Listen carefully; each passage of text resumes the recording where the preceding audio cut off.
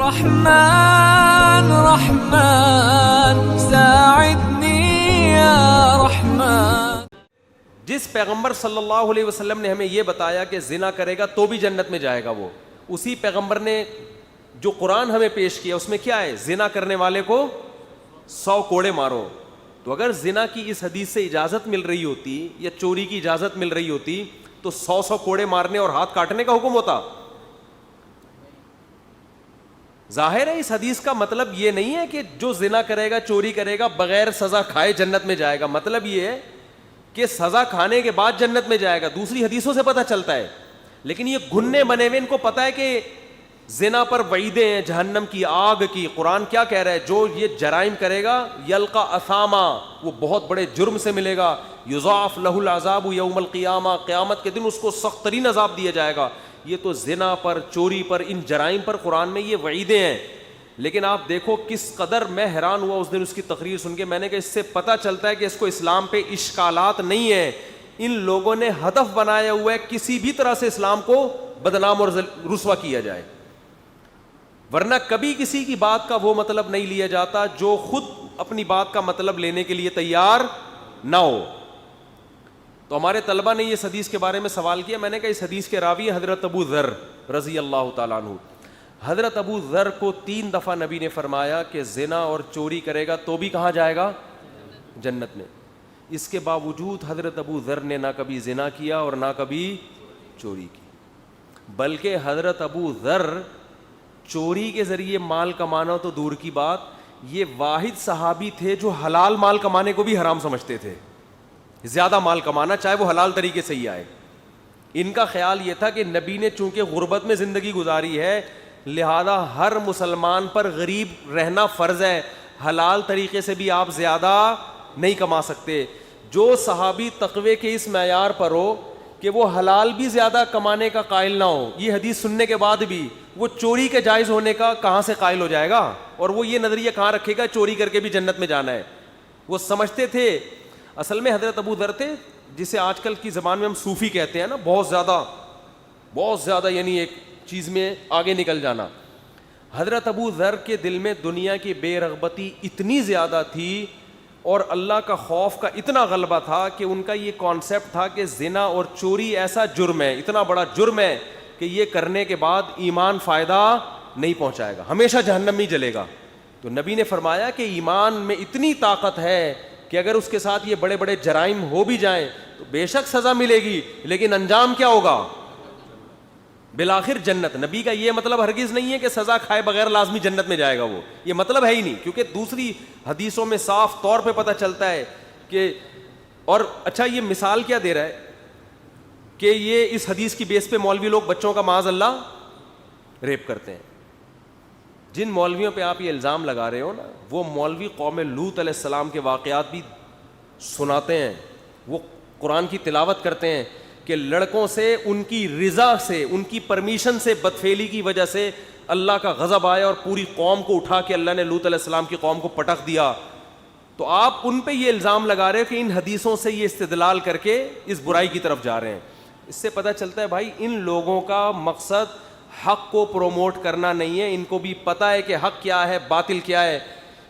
اس دنیاوی مفاد کے علاوہ ان کا اور کوئی مقصد نہیں ہے. یا تو ان کو پیسے ملتے ہیں یا شہرت کے لیے. انسان شہرت کا بھی بھوکا ہوتا ہے کہ پوری قوم ایک طرف جا رہی ہے، ہم ایک الگ سی چیز لے کر آئیں.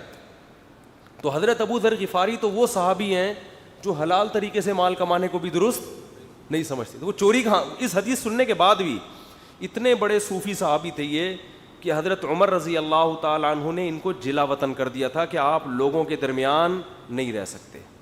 آپ کا مزاج ایسا ہے کہ آپ معاشرے میں چل نہیں سکتے، اب تو حلال بھی نہیں رکھنے دے رہے لوگوں کو. تو اتنے بڑے سے تو جو حدیث سن رہا ہے اس کا یہ کانسیپٹ نہیں بنا کہ چوری بھی کر سکتے ہو. تو جس سے حدیث، جس کے پاس حدیث کئی واسطوں تک پہنچی ہے اس کا یہ کانسیپٹ کہاں سے بنے گا؟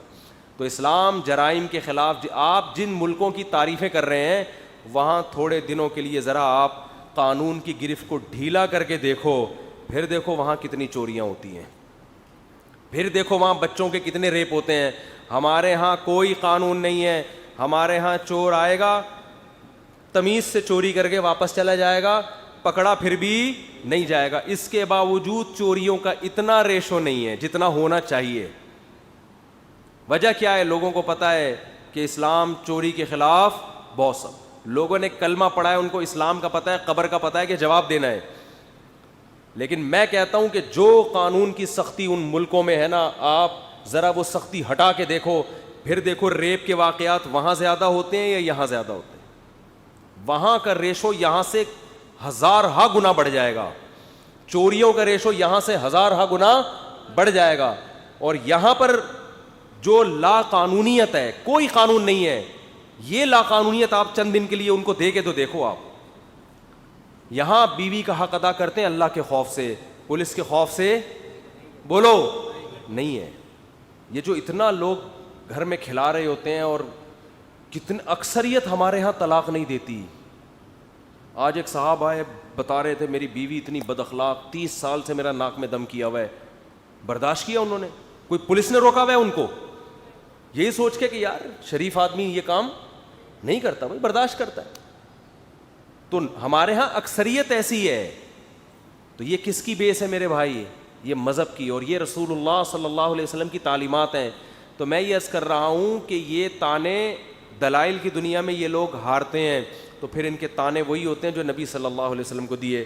شاعر ہونے کا تانا دیا. شاعر کا مطلب کیا ہے؟ باتوں کو گھماتے ہیں, ایسے خوبصورت انداز میں پیش کرتے ہیں کہ غلط بات بھی لوگوں کو صحیح لگنا شروع ہو جاتی. کیونکہ ابو بکر آئے, عمر آئے, تو قوم کے بڑے ذہین لوگ تھے, نبی کی طرف آ گئے تو حیران ہو رہے ہیں اتنے سمجھدار لوگ اس طرف کیوں جا رہے ہیں, اور ایسی ایسی قربانیاں دے رہے ہیں. بلال حبشی رضی اللہ تعالیٰ عنہ جیسے اتنے, یعنی اتنی موٹیویشن ان کو مل رہی ہے. حضرت بلال کا کیا فائدہ تھا نبی پر ایمان لانے میں, آپ خود سوچو. غلام ہے, نہ کوئی عزت مل رہی ہے, وہ تو بعد میں نبی نے دے دی نا, اس وقت تو کچھ بھی نہیں. سینے پہ پتھر رکھے جا رہے ہیں, گرم ریتوں پہ لٹایا جا رہا ہے, مگر وہ کہہ رہے ہیں خدا ایک ہی ہے. تو تنہائی میں انسان اللہ کے حقوق پورے کرتا ہے, تنہائی میں انسان قانون کو فالو کرتا ہے. ہمارے حضرت دیکھو, پاکستان میں آپ نے دیکھا ہوگا اگر سگنل پہ کوئی بھی نہیں ہے نا, کوئی بھی نہیں ہے, گاڑیاں بھی نہیں آ رہی, تو پھر یہاں کوئی سگنل کی پرواہ نہیں کرتا. ہمارے حضرت پھر بھی کھڑے رہتے تھے, اگر لال بتی چلی ہے نہ رکتے تھے. وہ کہتے تھے بھائی ایک ملک کا قانون ہے تو شریعت نے حکم دیا ملک کے قانون کو فالو کرنا. تو کس نے سکھایا؟ یہ مذہب نے سکھایا نا, مذہب کے علاوہ تو کوئی بھی نہیں سکھا رہا.